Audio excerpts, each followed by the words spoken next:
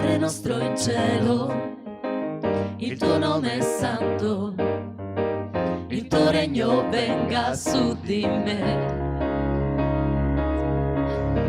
La tua volontà si compia, come in cielo sulla terra, il tuo pane dona oggi a me.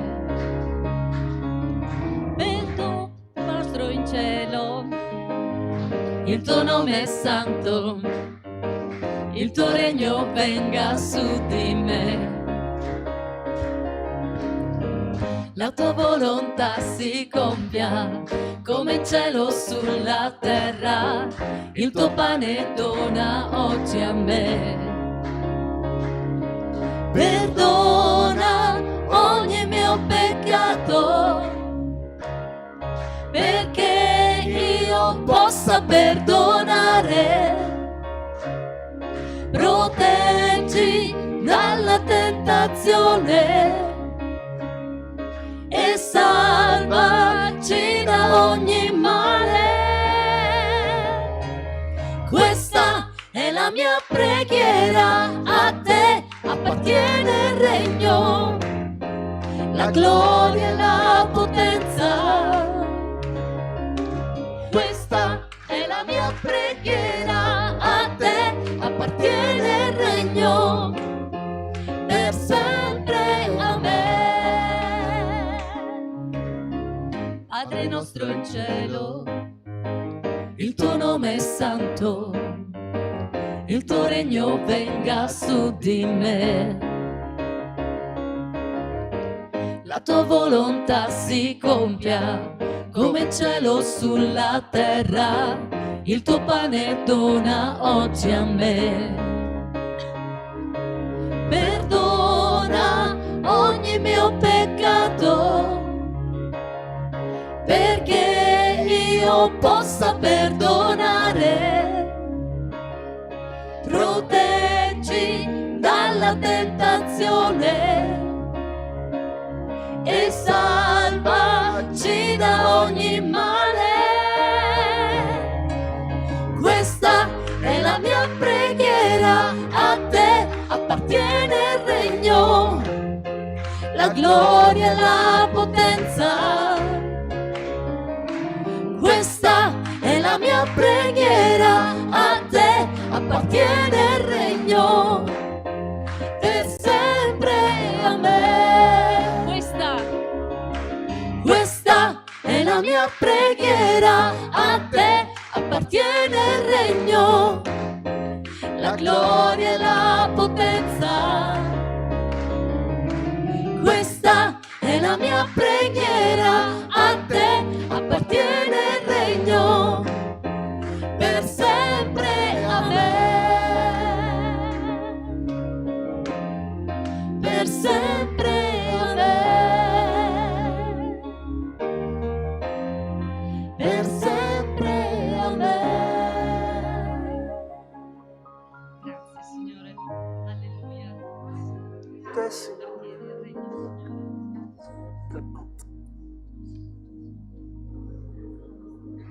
Sia santificato il tuo nome, venga il tuo regno.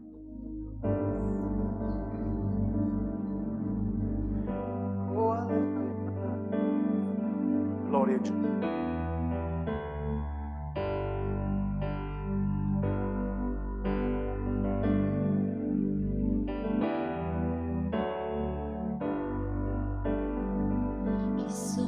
Perché il grande Dio mi accolgasse. Ero perso e mi salvò, è il suo amore, è il suo amore. Chi lui libera, libero sarà. Sono figlio suo, sia così.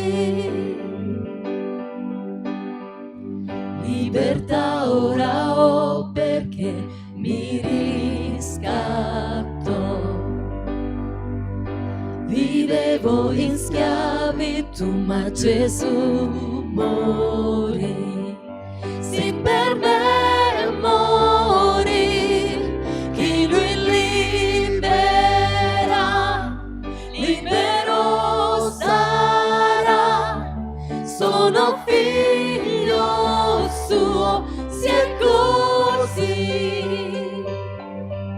nella casa sua, per me posto c'è, sono figlio suo, sia così. Sono scelto, credo a quello che Dio dice di me, mi sostiene, credo a quello che Dio dice di me.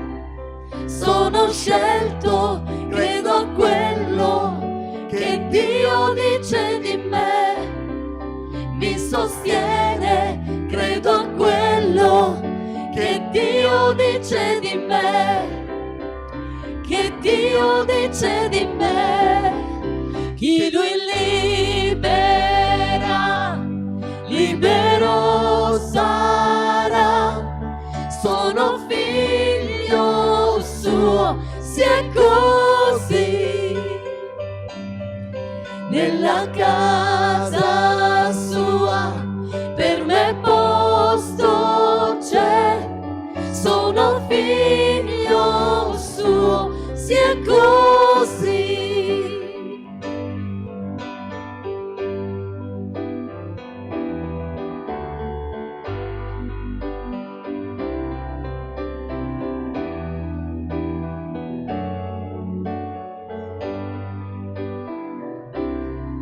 Sono scelto, credo a quello che Dio dice di me, mi sostiene, credo a quello che Dio dice di me.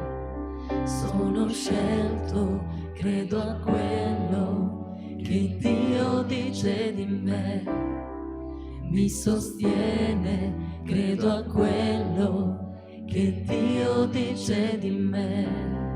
Sono scelto, credo a quello che Dio dice di me, mi sostiene, credo a quello che Dio dice di me. Sono scelto, credo a quello che Dio dice di me, mi sostiene, credo a quello che Dio dice di me, che Dio dice di me, sì che Dio dice di me. Chi Lui libera, libero sarà, sono figlio suo, sia così. Nella casa sua, per me posto c'è, sono figlio suo, sia così.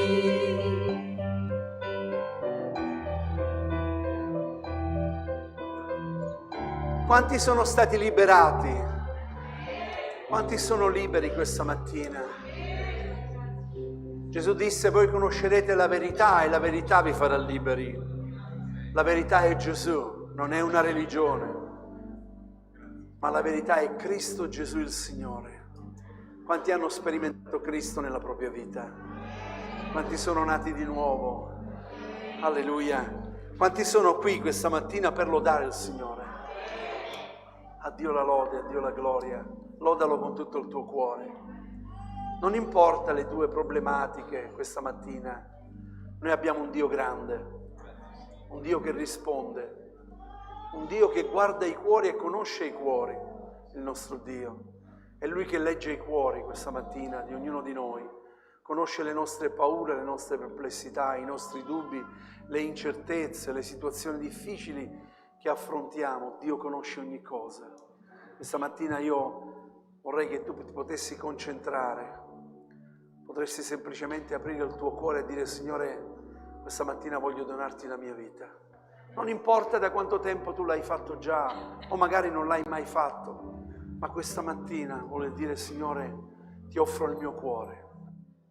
Fa che veramente io possa sperimentarti nella mia vita, che io possa conoscerti e che posso dire agli altri: il Signore è veramente risorto. Amen. Lodiamo il Signore con tutto il cuore. Amen. Alleluia. Gloria a Gesù. Oh, alleluia. Santo sei, Signore. Signore, nessuno è come te. Alleluia.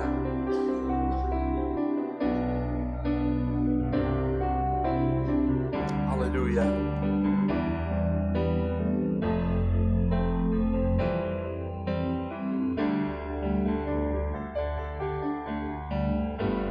Mio Gesù, Signore, nessuno è come te, per sempre io ti loderò, perché tu solo degno sei. Rifugio sicuro, sempre in te troverò la vita mia, ciò che è in me, io l'ho dedicato a te. Gridiam di gioia al Signor nostro Dio, tutta la terra gioisca con noi, ed il creato prostrandosi a Lui grida santo è il tuo nome, canto con gioia sapendo che in te ho grandi promesse, il tuo amore per me non basta l'eternità per amare te.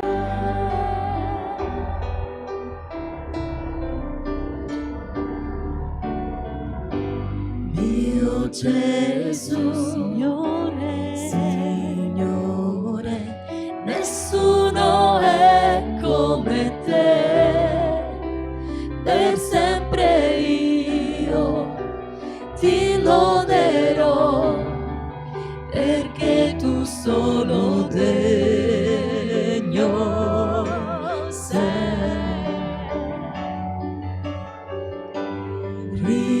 Rifugio sicuro, sempre in te troverò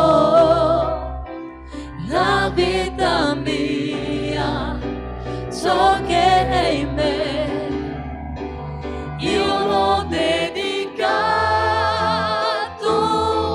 a te.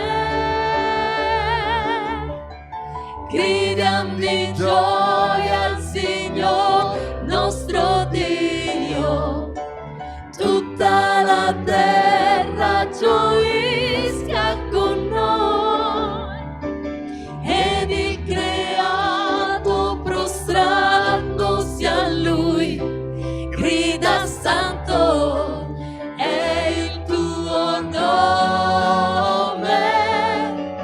canto con gioia sapendo che in te ho grandi promesse, il tuo amore per me non basta l'eternità per amare, non basta l'eternità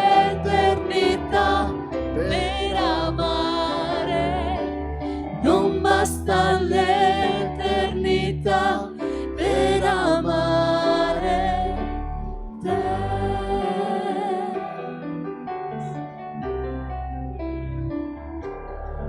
Alleluia.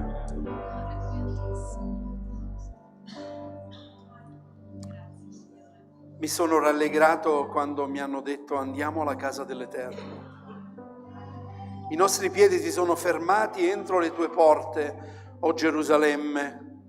Gerusalemme è costruita come una città ben compatta, dove salgono le tribù e le tribù dell'Eterno, come testimonianza ad Israele per celebrare il nome dell'Eterno, poiché là sono posti i troni per il giudizio, i troni della casa di Davide. Pregate per la pace di Gerusalemme. Prosperino quelli che ti amano. Ci sia pace entro le tue mura e prosperità nei tuoi palazzi. Per amore dei miei fratelli e dei miei amici ancora dirò, sia pace in te. Per amore della casa dell'Eterno, il nostro Dio, io cercherò il tuo bene. Il salmista ci dice che si è rallegrato quando è andato alla casa dell'Eterno. E questa mattina noi ci siamo rallegrati sapendo che potevamo essere qui in un luogo insieme per lodare il Signore, dove in altre nazioni non possono riunirsi perché rischiano la vita. I nostri credenti, i nostri fratelli cristiani non possono avere la libertà di riunirsi. Noi questa mattina abbiamo la libertà di riunirci. Ma il salmista continua e ci fa un'esortazione ad ognuno di noi, che questa mattina non possiamo andare avanti con il nostro culto sapendo che c'è una guerra in Gerusalemme. C'è una guerra. C'è una guerra non solo in Gerusalemme, in tante nazioni ci sono guerre. E noi non possiamo mettere la testa sotto la sabbia, non possiamo offrire il nostro culto al Signore se non pregare per la pace, che ci sia pace. Noi sappiamo che uno solo può portare pace, è il principe della pace, è Gesù Cristo il Signore. Allora vogliamo insieme pregare, questa mattina vogliamo dire, Signore, che ci sia pace in Gerusalemme, che ci sia pace nei tuoi cortili, che questi uomini possano, Signore, ascoltare la tua voce. Signore, ti preghiamo per quante perdite, per quante persone hanno perso figli, mariti, mogli. Signore, ti preghiamo che ci possa essere veramente una pace profonda. Il cuore dell'uomo è insanabilmente maligno e tu solo, Signore, puoi dare pace ai cuori. Tu solo, una volta che entri in un cuore, tu porti quella pace che sopravanza ogni intelligenza. Questa mattina ti preghiamo, Signore, per ogni nazione che è in guerra. Ti preghiamo affinché realmente, Signore, questi capi di governo possano ascoltare la tua voce. Cristo è morto per la pace, Egli è il principe della pace e noi imploriamo, come ci dice la tua parola, pace su queste persone, su queste famiglie, su queste nazioni. Te lo chiediamo nel nome di Gesù. Ci sia pace, Signore, ci sia una pace profonda, Signore. Grazie Spirito Santo, grazie Signore. Alleluia, gloria a Gesù, alleluia.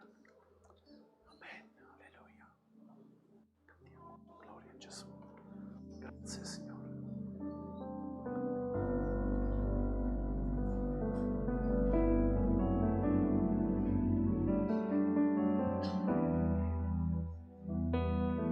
E ti dono tutto ciò che ho. Alleluia. Luogo sicuro è stare alla tua presenza. Alleluia. Ai tuoi piedi arde il mio cuore. Alleluia. Ai tuoi piedi ti dono ciò che ho. Prendi il mio cuore questa mattina, Signore. Luogo sicuro sono le tue mani, dove niente mi può fare del male. Mi perdonasti, mi accettasti alla tua presenza, mi rialzasti ed io mi prostro ad adorarti.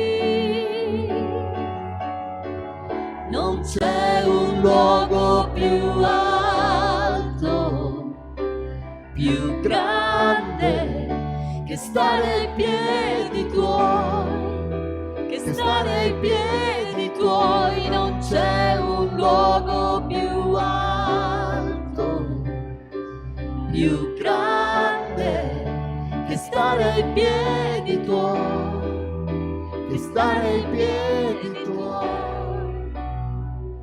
Ai tuoi piedi arde il mio cuore, ai tuoi piedi ti dono ciò che ho, luogo sicuro, solo le tue mani, dove niente mi può fare del male. Mi perdonasti, mi accettasti alla tua presenza, mi rialzasti ed io mi prostro ad adorarti. Non c'è un luogo più alto, più grande che stare ai piedi tuoi, che stare ai piedi tuoi. Non c'è un luogo più alto, più grande che stare ai piedi tuoi, che stare ai piedi tuoi. E qui io voglio restare prostrato ai tuoi piedi. E qui io voglio restare ai piedi di Cristo.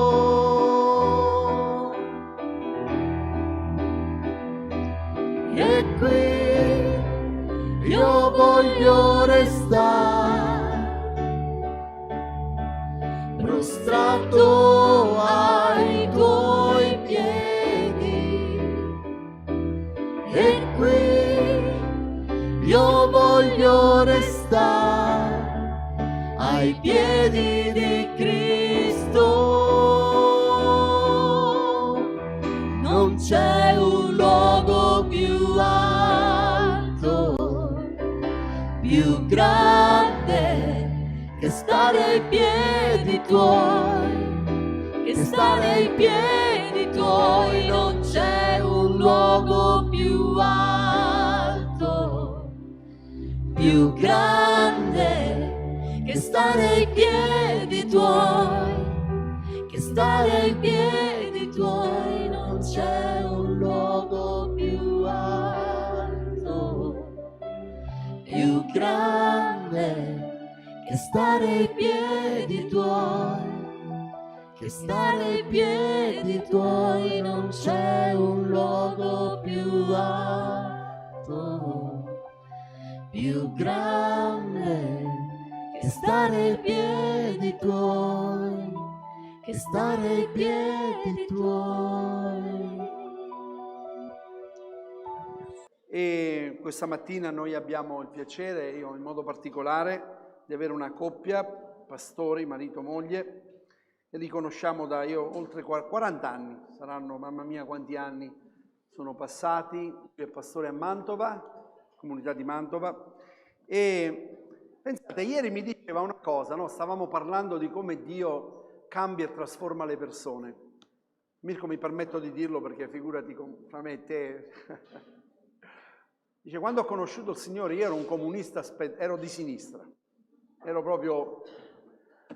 Quando ho conosciuto il Signore, dice, il Signore è entrato nella mia vita, non era più né di sinistra, né di destra, né di centro, né di sopra, né di sotto. La verità è che sono diventato un cittadino celestiale. Siamo diventati extraterrestri, anche se non cambiamo volto, ma siamo cittadini del cielo, è vero o no? La cosa meravigliosa è che lo Spirito Santo, ascoltate bene, Mirko ti rubo solo pochi minuti, lo Spirito Santo non fa lavaggi di cervello. Lo Spirito Santo entra nel cuore, non nella mente. Ecco perché noi non facciamo proseliti e neanche proclamiamo una religione o una denominazione cristiana. Assolutamente no.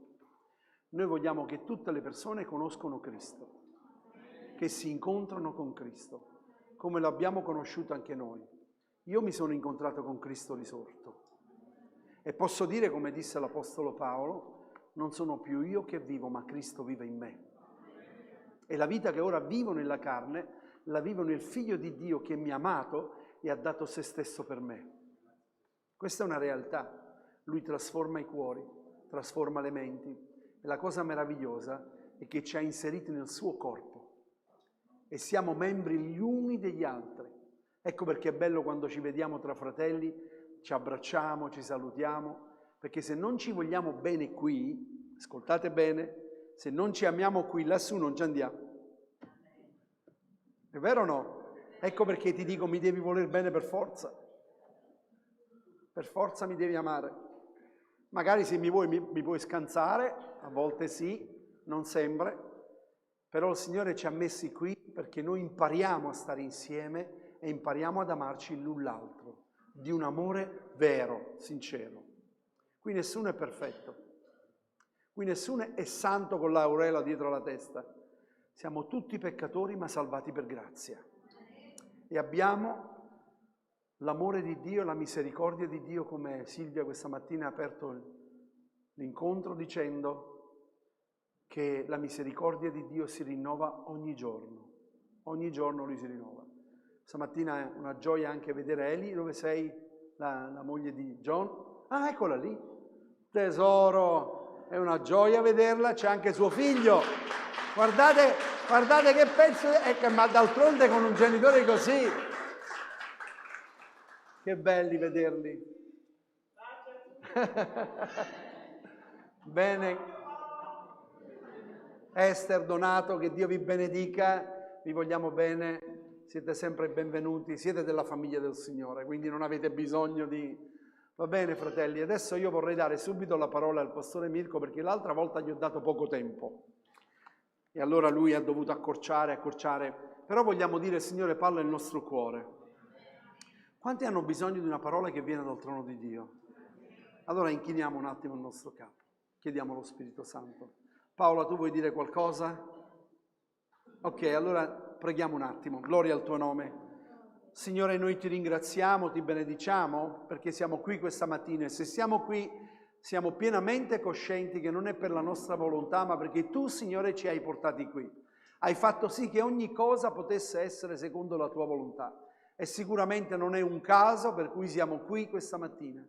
Ti chiediamo, Signore, che Mirko possa essere uno strumento nelle tue mani, che possa predicare la tua parola, Signore, non oltre ciò che è scritto e soprattutto, Signore, che proviene dal tuo trono per l'edificazione della Chiesa. Ti ringraziamo, Signore, benedicilo, fai veramente questa mattina che lui sia la tua bocca. Ti preghiamo, Padre, nel nome di Gesù. Amen. Paola, vuoi dire qualcosa? Io poi non ti avevo... Ok, vieni Paola, dategli un microfono a Paola, la moglie. Possiamo fargli un applauso, Paola. Sì, vieni Paola. Me ne accorgerete subito che lei è siciliana. Sì. Allora, la mia lettura di questa mattina che mi è parlato è di 1 Tessalonicesi 5, versetto 1. Ora, quanto ai tempi e alle stagioni, fratelli, non avete bisogno che ve ne scrivo, poiché voi stessi sapete molto bene che il giorno del Signore verrà come un ladro di notte. Quando infatti diranno pace e sicurezza, allora una subitanea rovina cadrà loro addosso, come le doglie di parto alla donna incinta, e non scamperanno affatto. Ma voi, fratelli, non siete delle tenebre, così che quel giorno vi sorprenda come un ladro. Voi tutti siete figli di luce e figli del giorno. Noi non siamo di notte né delle tenebre. Perciò non dormiamo come gli altri, ma vegliamo e siamo sobri. Infatti coloro che dormono di notte, e coloro che si inebriano di notte. Ma noi, perché siamo del giorno, siamo sobri, avendo rivestito la corazza della fede e dell'amore, e preso l'almo della speranza della salvezza, poiché Dio non ci ha destinato all'ira, ma ad ottenere salvezza per mezzo del Signore nostro Gesù Cristo. Allora, io ci riflettevo che stiamo vivendo momenti molto difficili, molto serie, molto pericolose e non è più tempo di scherzare con il Signore. Ci dobbiamo santificarci per Dio, ci dobbiamo metterci da parte per Lui, dobbiamo spendere più tempo nella preghiera, dobbiamo perdonare. Noi abbiamo avuto martedì scorso in chiesa da noi, l'ultima mezz'ora in preghiera. È stata una delle riunioni più forti che ho sperimentato. Siamo una chiesa dei fratelli, E gente si buttavano in ginocchio, confessavano i loro peccati e piangevano. Era una preghiera sincera. E solo quando facciamo questo possiamo vedere risveglio nella nostra vita. Non possiamo scherzare con Dio. Buttiamo via le maschere e siamo persone sincere di cuore. E se dobbiamo chiedere perdono, ci abbassiamo e diventiamo umili. Abbiamo detto questa mattina che stiamo ai piedi di Gesù. Signore, portiamo i nostri peccati a te. Portiamo tutto quello che non va. Liberaci dal male. Te lo chiedo in nome di Gesù. Amen.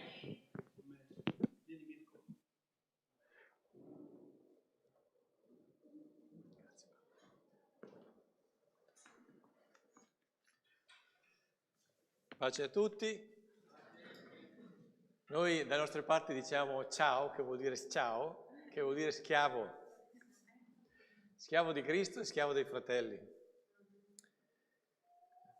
Vi porto i saluti della nostra comunità di Borgo Franco, che voi avrete sicuramente conosciuto. È un paesino di 1000 abitanti. Borgo Carbonara adesso si chiama. E anche di Mirandola, una piccola comunità che sta nascendo, è una grande gioia vedere che sta nascendo una chiesa. E ho pregato diverse volte che stamattina il Signore potesse andare al di sopra di una struttura, di un messaggio certamente strutturato, certamente con dei punti, però Dio sa qual è la parola che oggi tu hai bisogno. E guardate una cosa, basta una parola di Dio che cambia un cuore. Ma la cosa più importante è che tu sei all'ascolto, non che abbia orecchie, ma che sei all'ascolto. Perché per ascoltare bisogna capire che abbiamo bisogno di qualcosa d'altro, no? Allora, c'è un passo che non è un passo della Bibbia, ma vorrei partire con questo. Non è un passo, è un aneddoto, una dichiarazione. Tutto ciò che c'è di me di buono, in me di buono è Dio, il resto sono io. Siete d'accordo? Tutto ciò che c'è di buono in me è Dio, il resto sono io. Possiamo dirlo insieme, così smettiamo di gonfiarci che non facciamo proprio niente? Tutto ciò che c'è di buono in me è Dio. Il resto sono io. Hai capito? Chi si glori nel Signore. Amen. Ricordatelo questo passo qua di Sant'Agostino. Allora, andiamo subito al testo stamattina e voglio farvi solo una breve introduzione di quello che è l'ambiente, il contesto da cui viene fuori questo messaggio. Siamo nel libro di Neemia. Neemia era il coppiere del re Assuero. E questo re era subentrato con una serie di situazioni al regno babilonese, si è instaurato il regno medio persiano. E cos'è successo? Dopo i 70 anni, noi sappiamo, i 70 anni di cattività, il popolo di Israele è ritornato in gruppi nella terra promessa. Già si erano rimasti con l'assedio e la vittoria di Nebuchadnezzar dei miseri, dei piccole persone non importanti che aveva lasciato lì. A un certo punto questo uomo che è alla corte di questo grande re ha a cuore il popolo di Dio che è in Canaan, che è in Palestina, che ormai era stata data da Dio a Israele. E al capitolo 1 egli si informa come sta la Chiesa, l'assemblea di Dio, diremmo, il popolo del Signore. E le notizie sono brutte. A Gerusalemme le porte sono bruciate, le mura sono distrutte. E per allora non avere delle mura e delle porte significava lasciare aperto alle scorrerie dei come si chiamano? No, barbari, quelli lì che... Predoni, non mi viene la parola. Più passano gli anni più mi vengono le parole, quindi accontentatevi se qualche volta sentite qualche blocco. Allora, cos'è successo? Che questo uomo piange, non perché andavano male i suoi problemi o le sue cose, andava bene, era coppiere del re, grande posizione, ma perché i suoi fratelli stavano male. Mi è piaciuta l'introduzione per Open Door, porte aperte. Abbiamo dei fratelli che stanno male, piangiamo per loro? So che voi siete dei grandi donatori qui, date, gloria a Dio. Ricordiamoci dei nostri fratelli che stanno male, ma qui ci sono degli insegnamenti spirituali per noi. Questo uomo prega, confessa i suoi peccati, prima riconosce la grandezza di Dio, riconosce i peccati del popolo con cui si identifica e poi fa una preghiera specifica: Signore, tocca questo re. Dopo un po' di tempo questo re Dio lo tocca e mentre lui sta servendo, triste perché pensava ai suoi fratelli che erano a Gerusalemme, il re dice: come mai sei triste oggi? E non bisognava essere tristi alla corte del re, significava perché poteva essere un implicito attacco verso l'opera del re. Qualcosa non andava, quindi sono triste. Potrei essere una persona che sta, diciamo, congiurando contro il re. E questo re dice questo perché sei triste. E lui si allarma e grida al Signore: cosa devo dire, cosa devo fare? Come posso non essere triste quando i miei fratelli sono in cattività?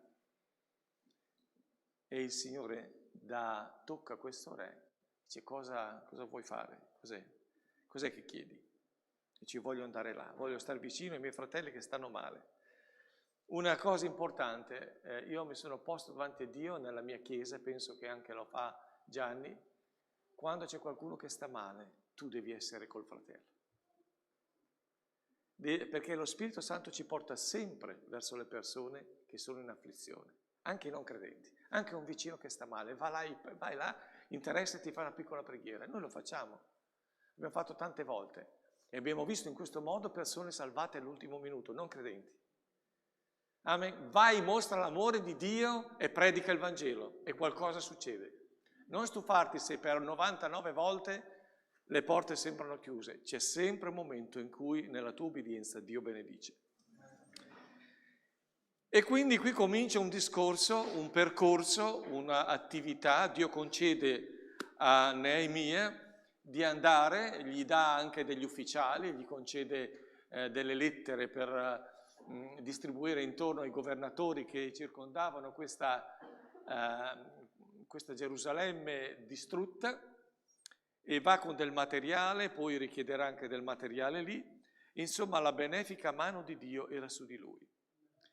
E quando arriva lì la situazione è veramente tragica. Gerusalemme è distrutta. C'era della gente dentro, ma nessuno aveva mai provato a chiudere una breccia. Si aspettava. A volte anche nelle chiese ci sono delle situazioni difficili, ma nessuno interviene. Si aspetta che lo faccia il pastore, si aspetta che lo faccia qualcun altro. Ci sono delle analogie con la nostra vita spirituale. Allora, la prima cosa... Il primo versetto è proprio... Dov'è i versetti? Dovevano finire? Ok, è arrivato. Benissimo. Problema. C'erano delle brecce fisiche, ma c'erano anche delle brecce spirituali. Cosa sono le brecce spirituali? Vi spiego una cosa. sono quelle abitudini sbagliate che hanno permesso si instaurassero delle realtà contrarie a Dio. C'era, mi ricordo, alcuni anni fa, un gruppo di pastori che lavorava per la cura d'anime in Svizzera e uno di loro condivise con noi e disse: sapete, una breccia nel cuore di una persona l'ho capita bene cos'è quando andavo a fare un giro in montagna. E a un certo punto ho visto una casa, dice, io passavo spesso per quel camminamento lì, per quel sentiero, ho visto che c'era una casa che si era rotta piano piano un fianco.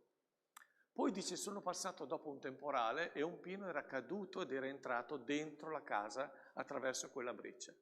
Poi sono passato ancora e ho visto degli scoiattoli che correvano avanti e indietro, dalla breccia, da fuori a dentro. Così è una breccia. Quando tu hai delle abitudini o sei legato da peccati particolari, ci sono queste bestioline che corrono avanti e indietro e che fanno il disastro.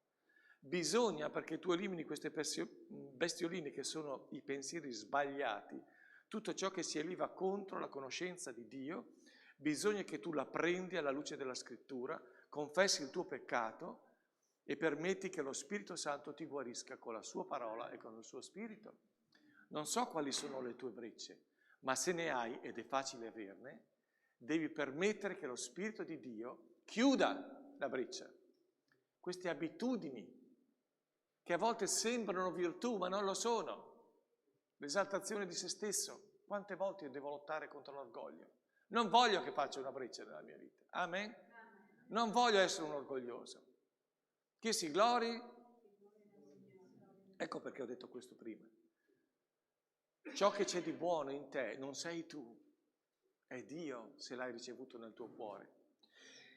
Quindi la prima abitudine sbagliata, o diciamo la difficoltà che avrebbe introdotto altre problematiche, era la breccia dello scoraggiamento, perché quando Neemia è entrato in Gerusalemme, ha fatto il suo viaggio, l'esplorazione da solo, ha capito quello che erano i bisogni, era un uomo pratico, un uomo organizzato, e a un certo punto rivela ai capi, ai magistrati, il suo progetto, e sono loro che dicono leviamoci e cominciamo a costruire, e mettiamoci a costruire. E quindi partono con desiderio. Quante volte ho visto delle anime partire che spaccavano le montagne dopo 3 anni, 2 anni, dov'è? È andato a finire? Mi sembrava che spaccava le montagne. Questi qui partono bene e dopo un po' sono scoraggiati. Perché? Per 3 motivi. Non hanno più forza.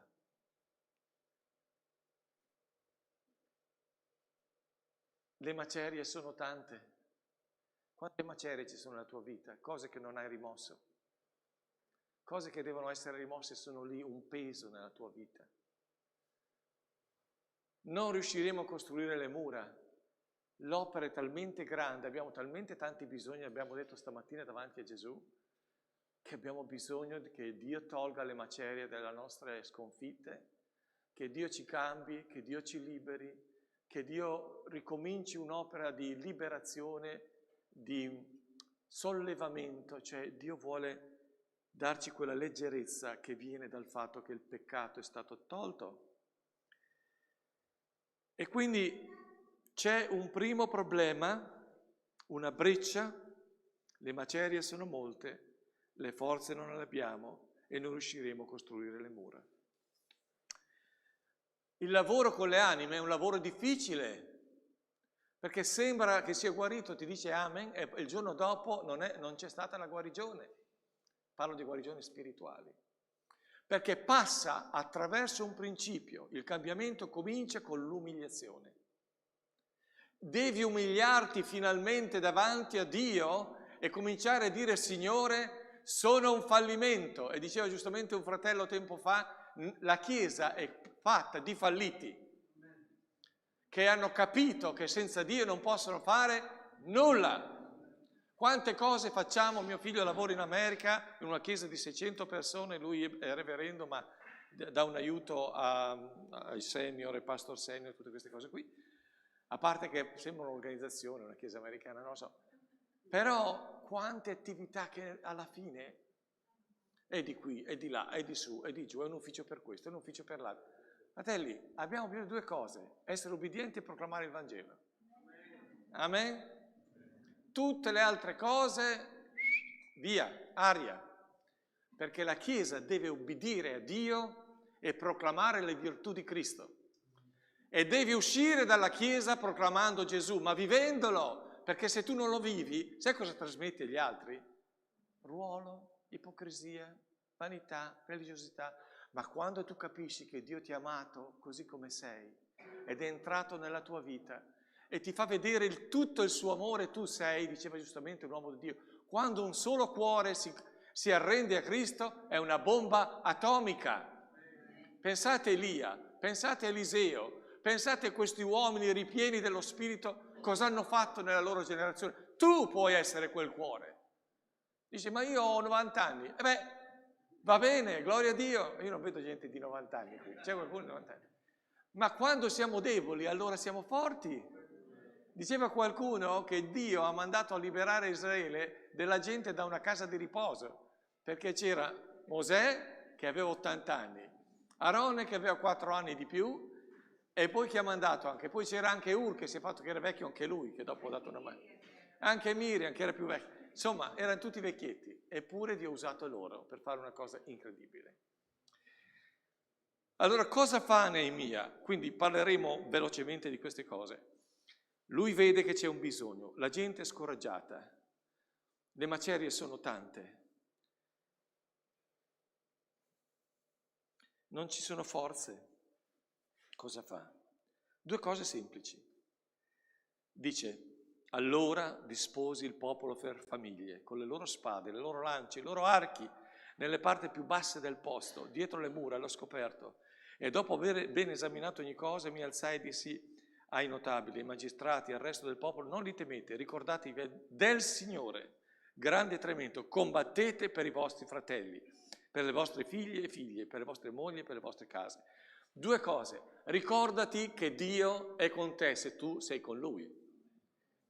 Quindi Dio ti aiuterà. Seconda cosa, combatti per la tua famiglia, perché tutti vengono a Dio e perché la grazia del Signore vada oltre quello che è andata fino adesso.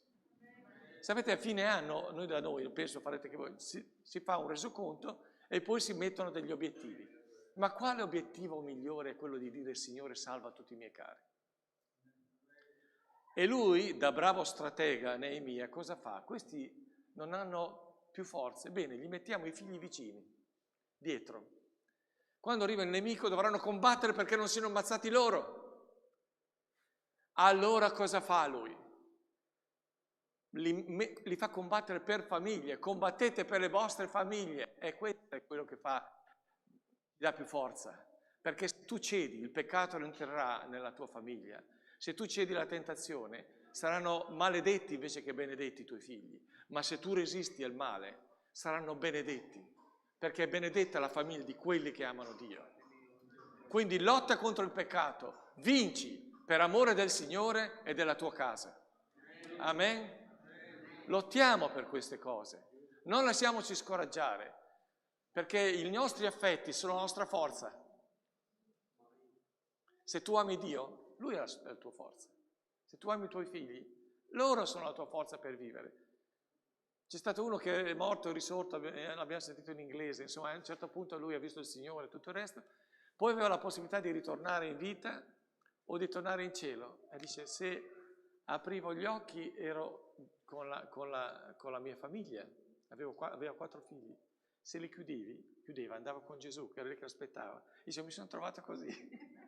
E a un certo punto, sapendo che i miei figli avevano bisogno di me, ha detto, Signore, io voglio stare con la mia famiglia. Ha detto, adesso soffrirai per un po'. Ha detto sì. E ha sofferto perché era stato schiacciato da un camion, quindi ha sofferto molto, ha fatto tanti interventi. Va bene, allora, prima breccia, la difficoltà dei giudei di andare avanti davanti a un lavoro molto più impegnativo di quello che pensavano. Quando tu ti converti, tu non sai. Ha detto Gesù con Pietro, andrai dove non vorresti andare. Mentre la religione vuole creare dei percorsi col tappeto in cui tu dici gloria alleluia e non c'è nessun problema. Questa non è la via del Calvario, questa è la via dell'uomo. Se tu ami il Signore farai cose che non vorresti fare e dirai anche Signore grazie che mi hai benedetto attraverso queste cose. E molte volte il Signore ci benedice attraverso le problematiche, i problemi. Secondo punto. Dopo te mi alzi la mano, Gianni, quando dici che ho forato il tempo. Perché, no, ho la tendenza, lo sai, io cerco di fare il più possibile concentrando. Le brecce dell'egoismo, numero 2. Ok. Allora, qui... Dopo aver riflettuto, rimproverai aspramente i notabili, i magistrati e dissi loro, come voi prestate interesse ai vostri fratelli, convocai contro di loro una grande assemblea. Allora questa era una breccia forte, grossa, e lo è ancora nella Chiesa. Molte persone vengono in Chiesa perché vogliono star meglio, vogliono essere aiutate, non c'è niente di male in questo, ma sempre verso di loro, sempre verso di loro. C'è un momento in cui devi morire e capire che tu puoi essere uno strumento di benedizione per gli altri. E le brecce dell'egoismo sono molto pesanti da portare e sono molto svianti. Quando non hai il Signore, fai tutto per te, ma quando ce l'hai, impari a fare per il regno, per la sua gloria. Hai capito? Tu non vieni in chiesa qua per star bene, tu vieni in chiesa per crescere nella vita del Signore, per essere di benedizione per gli altri. E prima di venire qua, fatti il tuo tempo col Signore, perché devi dare, non devi ricevere solo. Queste persone cosa facevano? Usavano i fratelli, li sfruttavano e era una breccia pesante. Perché questo uomo dirà a Neemia, ma scusate, io ho lasciato una posizione incredibile per aiutare i miei fratelli e voi li sfruttate? Quindi qual è la risposta di Neemia? Pone se stesso come esempio, egli ama i suoi fratelli e li libera. Noi, secondo la nostra possibilità, abbiamo riscattato i nostri fratelli, giudei che si erano venuti ai pagani, e voi stessi vendereste i vostri fratelli? Ed è a noi che essi sarebbero venduti. Allora questi tacquero e non seppero che rispondere. Quindi questa breccia, che può darsi che ci sia anche in te, deve essere chiusa. Il centro non sei tu, è il Signore Gesù. Una volta un frequentante di una chiesa dice, questo culto non mi è piaciuto. E un pastore rispose, ma noi dobbiamo piacere Dio, non a te. Ah sì? Sì? Il mondo gira intorno a Dio, non a te. Quindi noi non siamo qui per compiacerci. E io non voglio essere sul pulpito per prendere gloria, come neanche lui lo fa. Noi vogliamo tutti essere qui, avendo come un terzo occhio che non c'è, che guarda sempre al Signore. Perché io so che presto verrà a prendermi e verrà a prendere anche voi e voglio essere pronto per Lui. Paolo dice a un certo punto, guardate che io prima di tutto sono un servitore di Dio, non sono un servitore degli uomini. Quando servi l'altro, stai guardando il Signore dicendo, Signore lo faccio nel tuo nome. Guarda sempre Gesù.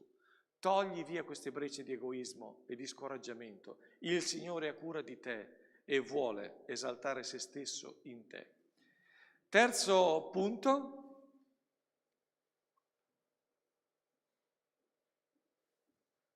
sì, la breccia dei falsi profeti. Guardate che se leggete, chi è che ha letto il libro di Neemia qua? Chi è che l'ha letto? Neemia. Neemia. Io ho 100 Roigotto, Mantovano.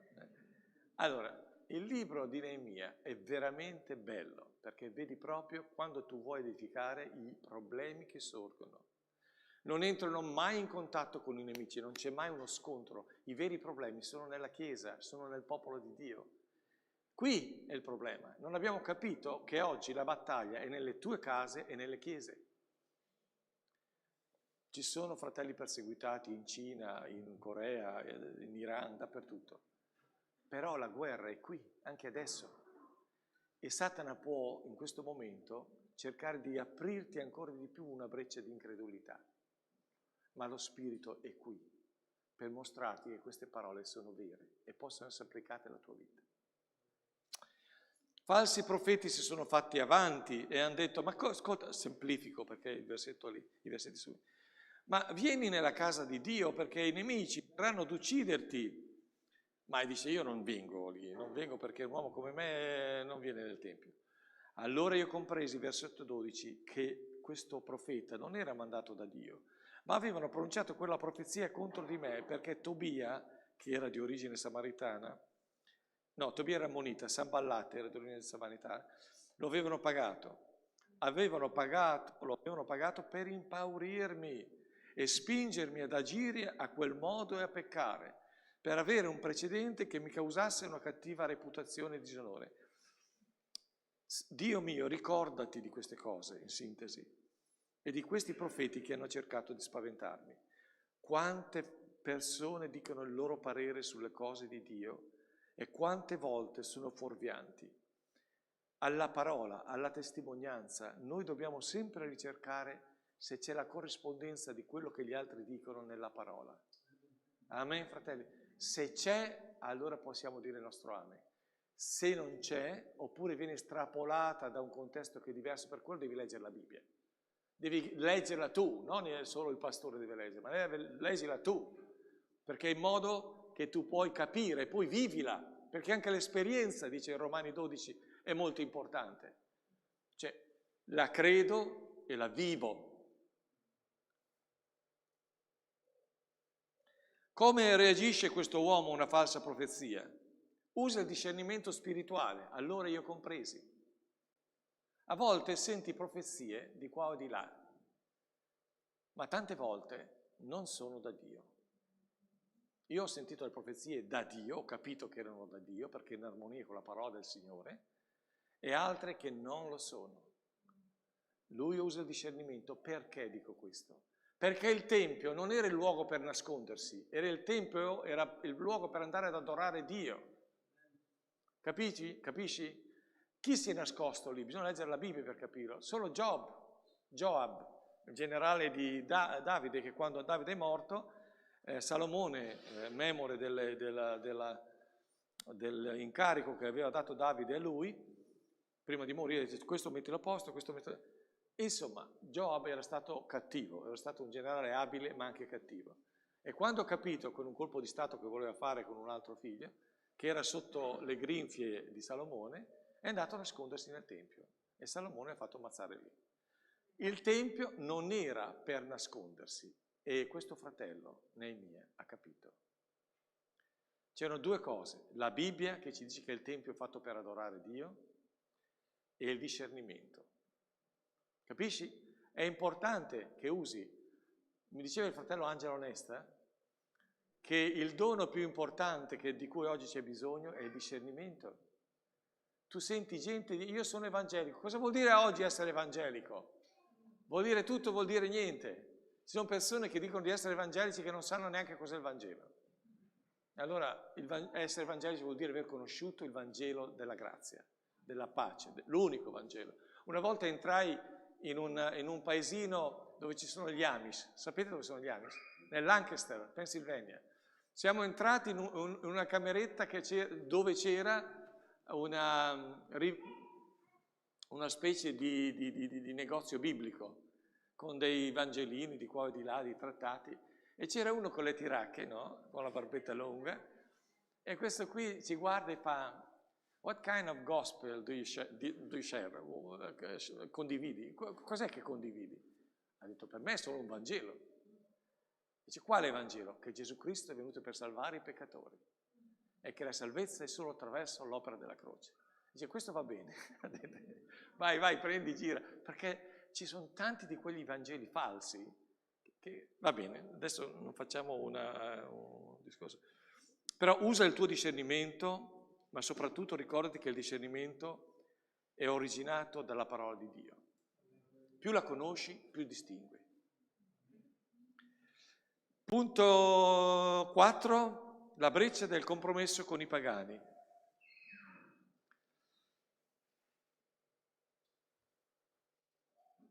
Ecco, quando il gatto va via i topi ballano, giusto? Il nostro fratello è tornato alla corte di Re Assuero. E cosa hanno fatto questi qui, furbacchioni? Hanno dato spazio ai nemici di Israele. E lui quando torna si trova che alcune stanze che erano adibite dei servizi del Tempio erano state occupate da personaggi, Tobia, che erano appunto, cercavano di terrorizzare il re, cioè il popolo di Israele. Allora cosa fa questo fratello? Butta fuori tutte le loro masserie e rimette le cose di Dio. Ecco, questa breccia è stata chiusa avendo il coraggio di andare contro persone che avevano anche un certo peso. Quando noi vogliamo una vera santificazione non dobbiamo guardare in faccia a nessuno. Non ti piace? Per me vivere Cristo significa questo. Santità, genuinità, il desiderio di vivere Cristo nella mia famiglia in ogni aspetto, nell'aspetto economico, nell'aspetto relazionale, nell'aspetto sessuale, voglio vivere Cristo. Non mi interessa quello che pensi tu, se tu vai contro quello che io dico io. È vero, fratelli? Prima di tutto tu devi onorare Gesù, ma se fai le cose per gli altri hai sbagliato tutto.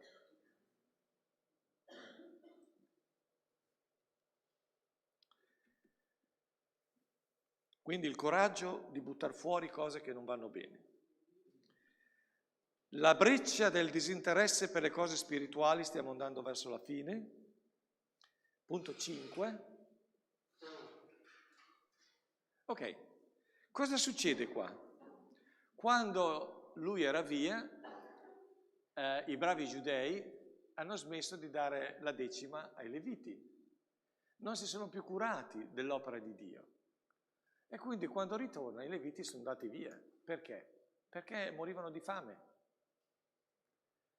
E questo è il disinteresse per le cose spirituali. Tante volte succede che non vediamo più i bisogni nella casa di Dio perché ci concentriamo sui nostri affari. Non vediamo che quella chiesa ha bisogno magari di qualcuno che vada a dare una mano, oppure la mia comunità soprattutto ha bisogno che io... Vi dico una cosa che mi ha molto edificato. Una volta, molto raro, è stata solo una volta, sono 40 anni al ministero, è venuto un fratello, convertito da non molto, arriva a casa mia e dico, dimmi, hai qualcosa che vuoi che si preghi? No, dice, io sono solo venuto a pregare per te, perché tu sei il mio anziano, tu sei il mio pastore, ha pregato per me e poi è andato a casa. Ti è successa una cosa del genere a te? Una volta. Fratelli, imparate ad andare dal vostro pastore anziano e fategli un regalo che non è il regalino con i cioccolatini. Dici, fratello, sono venuto solo per dirti, vai avanti, io prego per te. Che bello, io ho volato per un giorno e una sera. Ho detto, ma guarda, c'è qualcuno che si occupa di me nella chiesa. Quante critiche verso i pastori, quanti mormorii, ma poche persone sagge che capiscono che il pastore è come te esattamente, che sta vivendo i suoi conflitti e che quando va via una persona, lui è quello che piange più di tutti. Non calcare la mano, non ferirlo ancora di più, perché il pastore soffre, un vero pastore soffre per le persone e il peso di una persona è il suo peso, il peso di un fratello è il suo peso, quindi vai e fai come Ur e Aronne che hanno alzato le braccia di Mosè e non le hanno tirate giù, che a volte ci sono persone che si attaccano in 5 o 6 per tirarti giù le mani, perché tu smetti di pregare. Io ringrazio il Signore che non vengono a casa ma pregano per me. Vengono? Non vengono a casa mia ma pregano per me. Ah, ma ci mancherebbe, se no non si va avanti. Senza preghiera ho piacere, molto, e so che anche da noi pregano per noi. Però a volte dico, ma Signore, se pregasse qualcun altro in più. Allora, questa breccia spirituale del disinteresse, distratti. Io vi dico un aneddoto veloce che mi è piaciuto, perché io lavoravo in campagna. Quello di quel contadino, non so se ve l'ho già detto, però lo dico ogni tanto perché mi piace molto. Parlo delle persone distratte, che non si interessano. Allora c'era un contadino in un paesino degli Stati Uniti che aveva degli asini. E a un certo punto c'era un altro farmer vicino che ha detto: ho bisogno del tuo asino. E va, lo prende, pensa di aver fatto un affare. Dopo qualche giorno ritorna questo contadino col suo asino, che era l'asino dell'altro prima, che aveva comprato. No, dice, questo te lo riprendi perché con me non lavora. Ma no, dice, ha sempre lavorato con me. E dice, allora vieni qua, sono andati dietro il fienile, e quello prende un randello, guarda, stammi attento, guarda, gli dà una randellata sulla testa, così, qua, e quello lo segue dappertutto, fa tutto quello che vuole. Dice, vedi, bisogna catturare la sua attenzione. Bisogna catturare la sua attenzione. Quindi quando noi siamo troppo distratti, attenzione fratelli, se sei un figlio di Dio, arriva il Signore e ti dice, no, basta sognare la California, tanto per dire. Cerca me, smetti di vivere in proiezioni che non esistono, sono miraggi. Quindi noi siamo bisognosi, è quello che dice Davide nel Salmo 23, il tuo bastone e la tua verga sono quelli che mi consolano. So che quando vado fuori strada è possibile che il Signore mi corregga, però potresti fare una cosa, evitare delle pacche e fare quello che Dio ti dice. Quindi, popolo disinteressato, scappano via le viti, cosa fa? Il nostro Neemia riprende il popolo, riporta i leviti, fa dare di nuovo le decime e questi ricominciano il loro servizio. E quindi la cosa viene ripristinata. C'è bisogno, diceva Lutero, l'esortazione è quell'attività necessaria quando c'è stagnazione. Quando la Chiesa non va avanti bisogna esortarla. E Dio sa come esortarci. C'era un cappellano militare, noi stavamo cercando di fondare una chiesa a Carpi di Modena, e lui era stato cappellano militare durante la Seconda Guerra Mondiale. Mi diceva una cosa, sono sbarcati ad Anzio, e quando erano ad Anzio, dice, nella mia tenda, la tenda del cappellano militare, venivano 5-6 persone, non di più. Dopo 2 o 3 giorni è partita la controffensiva tedesca e dice avevano cannonate dappertutto, era una disperazione. Dice io ho avuto la tenda piena mattino e sera e notte. C'è da aspettare il cannoneggiamento prima di andare davanti a Dio. E però lui mi raccontava questo. Allora noi stiamo entrando in una situazione di complicate situazioni sociali. Preparatevi al peggio, prepariamoci al peggio. Però ricordati che se sei fedele nelle piccole cose, sarai fedele anche nelle grandi. Sono stato in Romania quando c'era Ceausescu e ho visto questo. Nelle chiese c'erano molte persone compromesse, ma c'erano tante persone solide che amavano Dio, disposte a morire per Lui. Ma se non sei capace di vivere per Lui, come fai a morire per Lui? Quante cose sto dicendo? Troppa roba.